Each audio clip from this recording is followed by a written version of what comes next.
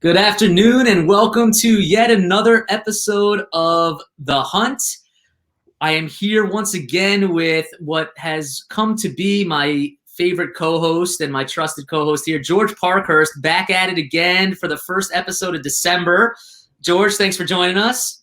Thanks, Kevin. And we had to run it back. We had such a great time talking last time, and pleasure to do it again.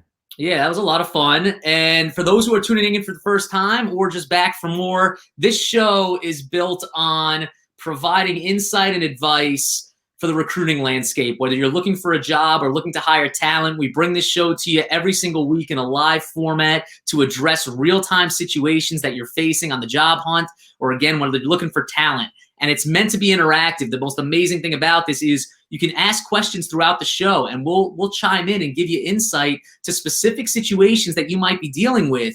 And coming from professionals like George and myself, who both work in the recruiting industry for a living, it's a real valuable resource and platform for us to use to give that guidance. So we hope you take advantage of this throughout the show. Make sure you use that comment box to throw any questions that you have.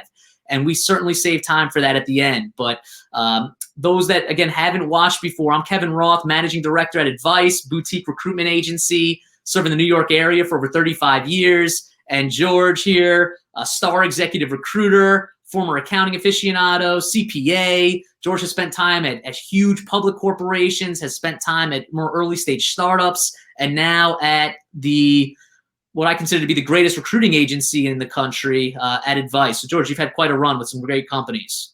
Reached the pinnacle. I have to say it was my prior experience that got me here, but I always thank you for bringing me on.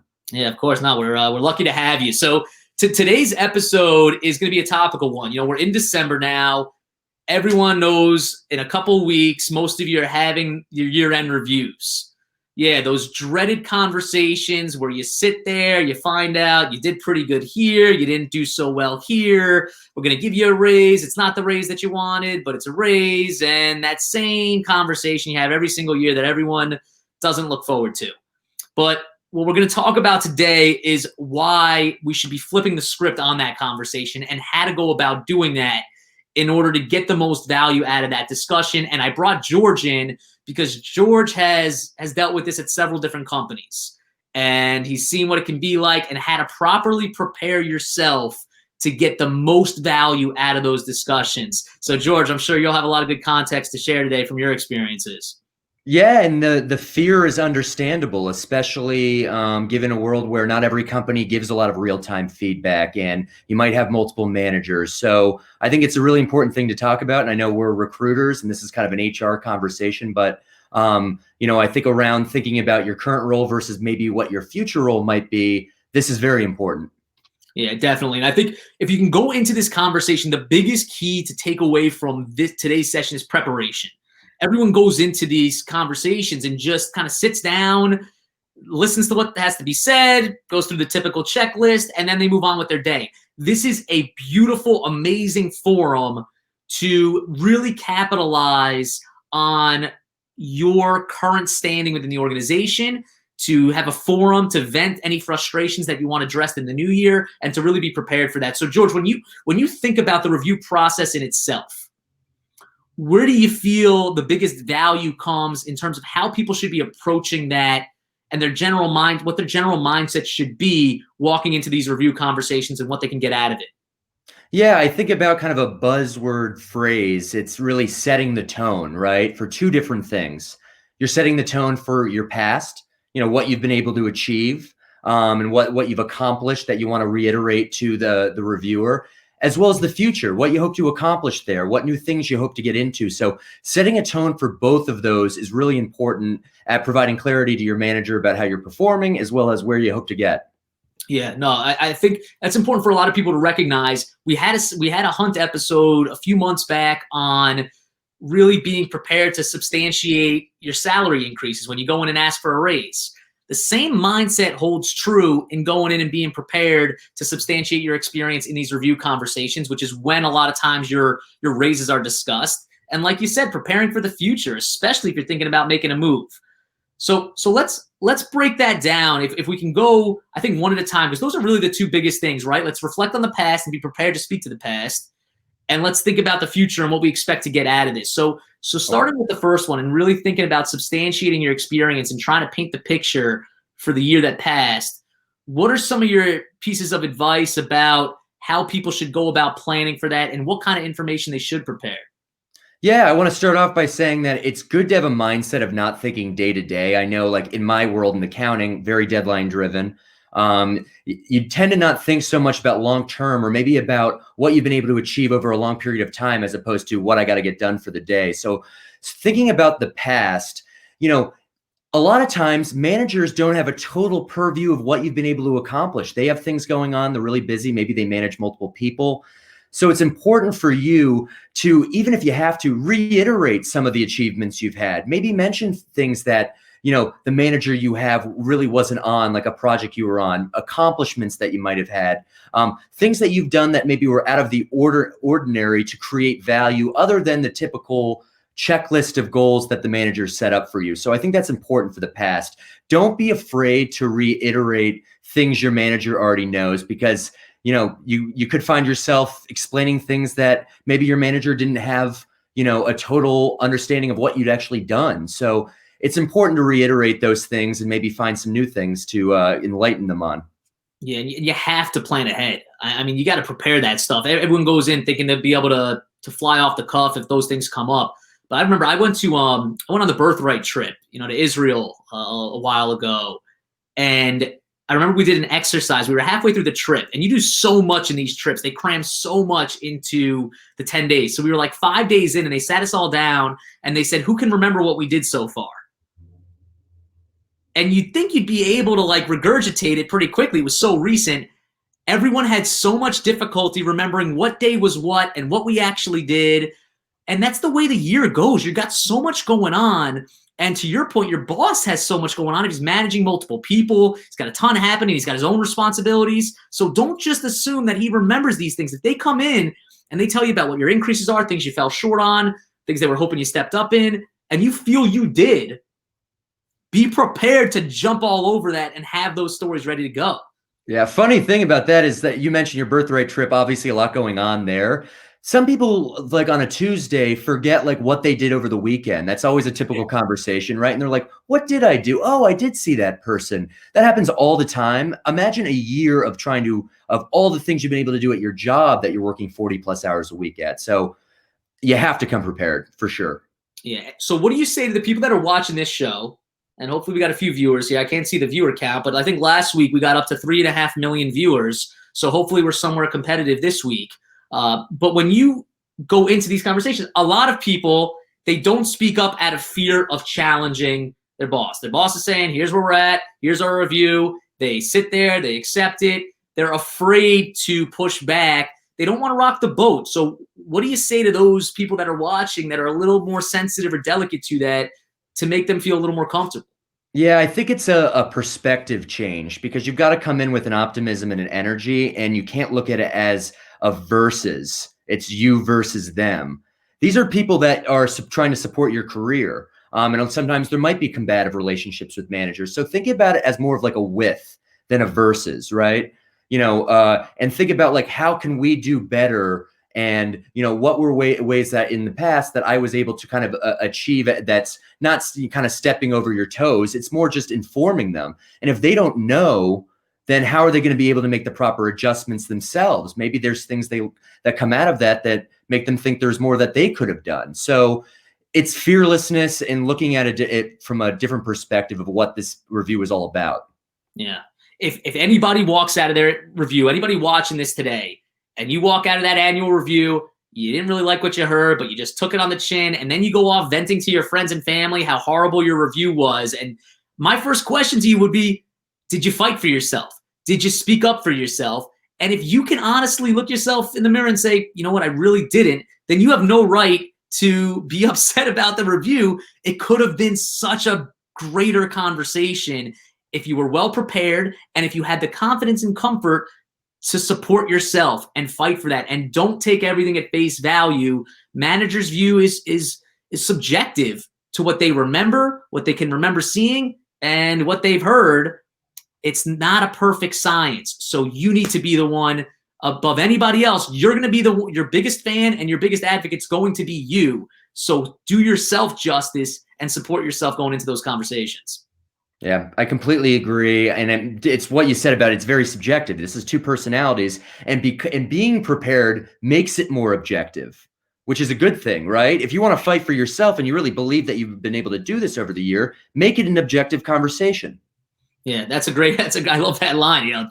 Take it from the difference between subjective and objective are really facts, right? And changing that mindset around that. That's a great one. We should get that on a bumper sticker, or the next line of the Hunt apparel will feature that coming soon to an e-commerce site near you.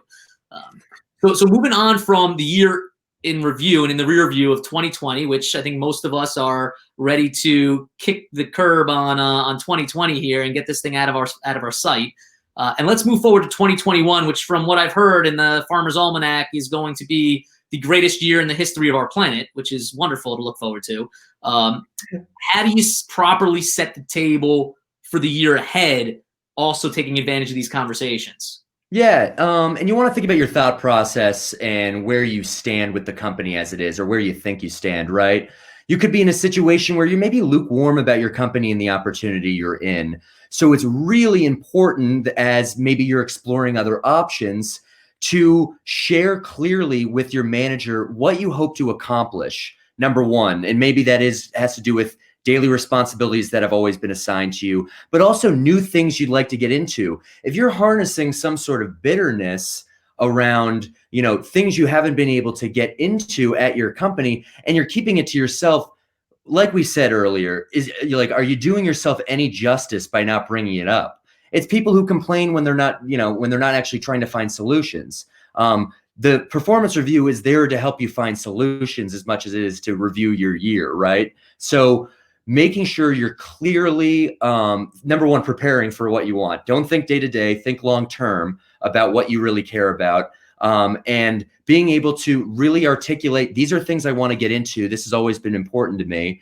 And whether you get an answer you want or don't want, at least right? Isn't it important to at least find out? It's better knowing than, speculating or having some fear around not asking the question. So it's always better to ask.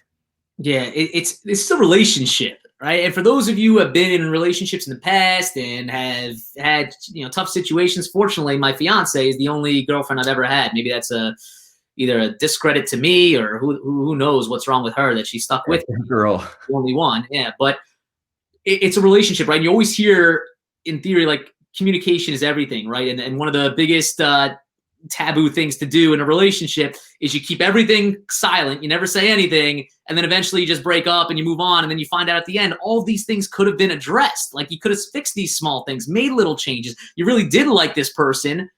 If you would have just kind of had those discussions when you had the forum, you could do it. And this annual review is like the perfect chance to do that. If we had an annual review in our relationship, maybe that's a new thing. Maybe I should switch my career path here and take my recruiting experience into marriage counseling and educate everyone. You should have an annual marriage review.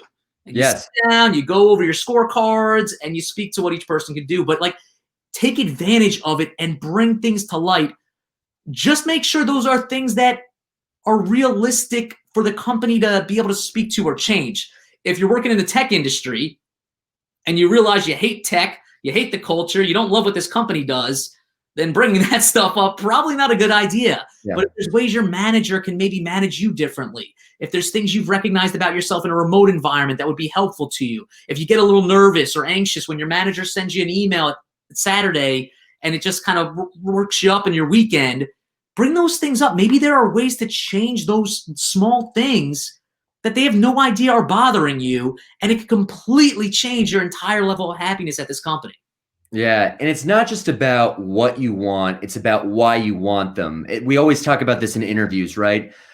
Interviewers want to see how you think at times, not just what your background is. They want to think about how you think. So going to what you want to talk to your manager about and what you want to get into, show them why you want to get into that thing, right? Maybe you were speaking with somebody on this other team that you've been working cross-functionally with, and they do some really interesting work, and maybe there are ways that you can actually provide value to them.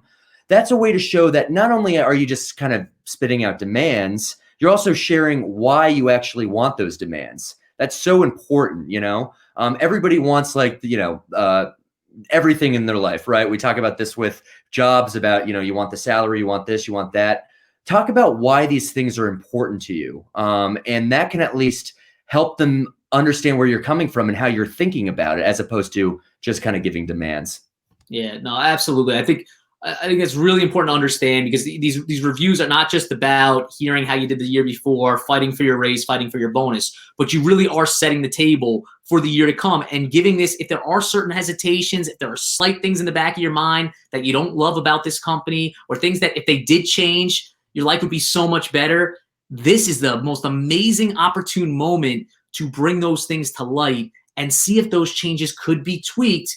To your point, George, so at least wouldn't you rather know before completely cutting things off? And before we kind of wrap up this topic, I just want to remind everybody, if you have questions or you're about to go into your review in a couple weeks and you're curious if you can approach a certain thing, if something's on the table or off the table, if you're going to get in trouble for bringing a certain thing up, throw those questions in the comments right now and let us really guide you through that stuff using our experience from a recruiting standpoint. But George, lastly, I think about the same question we had on the other front. People don't want to be, not a whistleblower, but you don't want to be someone who's just complaining for the sake of complaining. So how do you bring up certain issues you have without a company or a manager walking out of that room thinking they're unhappy, forget them, I'm going to go start looking for a replacement? I think that's what people are worried about. They want to keep things close to the chest, not raise any flags, and that way, they don't rock the boat at all. So how can people do that without their manager then leaving and thinking they're not happy and it's time to get rid of them? I think you should talk to your peers to get additional insight on the problem you're facing, number one. I think it's really important to be able to get that insight so you can frame the problem clearly. I also think it's good to have some sort of ideas for solutions, rather than just bringing up problems. It's about this is what I see. It's the reason why I see it being this way. And these are some ways I think we could do things better. Do you agree? Do you disagree? Where do we stand here? And that can at least help, either shoot down maybe your ideas, maybe the ideas come up that could be good. But I think you can't just come in with an emotional reaction to some problem that's going on and something you want changed. Talk to them about what you can do to change it. And I think getting insight from peers is important to know if you're just standing on an island of this is my, I'm the only person with this concern. Especially if, you have a manager who's reviewing you and there are other people that this person's providing a review to as well. So it's good to get that feedback from peers to understand maybe this problem is more real. And share with, I think it's big to share with the manager of how you've tried to address the problems in the past as well. So obviously it's a moving forward conversation. You're trying to make things better. But setting the tone really clearly is important. Yeah, that's an awesome point. Use the people around you. Find out what their thoughts are. Are they dealing with the same stuff? Everyone goes to their peers afterwards. Hey, how was your review? Sucked. Oh, mine too. It was terrible. But do that beforehand. Talk to them. What are you going in with? Are there things that are bothering you? You don't have to raise flags or raise alarms that you're out the door, but have those brainstorming sessions and also get your peers' advice. If it's your first year, say it's your first time working at this company, it's your first review. You don't know this manager intimately well, especially if you've been working remotely most of the year. So ask your peers, hey, I wanted to bring this up. How do you think the best way is to go about that with so-and-so? So that they won't get upset. I want to make sure, I don't turn them off. Get that advice from the people that have worked under this manager for longer than you and what they feel is the best way to approach these things.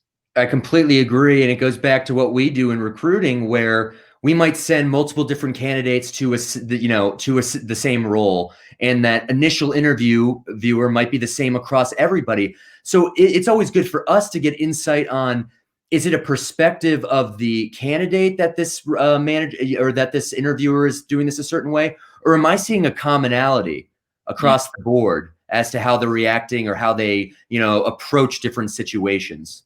Definitely. No, you're absolutely right. So I think in summary, to really get people ready, these reviews are coming up. Start preparing now. Reflect on 2020. What did you do? Quantify the value that you added. Did you bring in a big sale? Did you close a big deal? Did you find a new vendor that's half the cost of the old one? Did a colleague leave that you stepped up for? They didn't have to replace it. It saved X dollars. Have that stuff in your back pocket so when the compensation conversation comes up or the reviewing performance and accomplishments, you can back yourself up. And secondly, look to the future. Is there anything that you're not thrilled with? Anything you'd love to see change? Anything that could be made a little bit better that would make your life that much easier or happier, especially in a world where in 2020, we all changed our way of working potentially forever, and we had to make those changes overnight. Managers aren't perfect. We all have to figure this stuff out on the fly. So bring that stuff to light. And I can tell you the most rewarding conversations I have, and I beg and plead everyone on my team, whoever's watching, and hopefully some advice employees are watching too right now, but if you are, get back to work. But no, seriously, watch for a little longer. I need, my team members to tell me what bothers them. Tell me what I do that annoy them. I know I'm not perfect, and I'll jump on at 11 o'clock on a Saturday night and send an email, but it's just because it's fresh in my mind. That might annoy you. That might bother you. That might give you anxiety that you got to answer. Things like that, the more open and the dialogue and healthy the dialogue can be, none of us want to lose a good team member. No manager wants to lose a great employee. I want every chance to make things right for someone that I want to retain. And the only way for me to know that stuff is if you're open and honest. So think about the past, set the table for 2021. Well put. Yeah. I got nothing more. All right, fair enough. So if anybody has any questions, I don't know. We haven't gotten any comments today, so I am really wondering if there was an issue with the live notification. In which case, I will be contacting LinkedIn and giving them some of my thoughts here after I get banned for saying that. Giving some real-time feedback. Yeah, I don't know what's going on. Like I said, I think last week we were several million in viewers.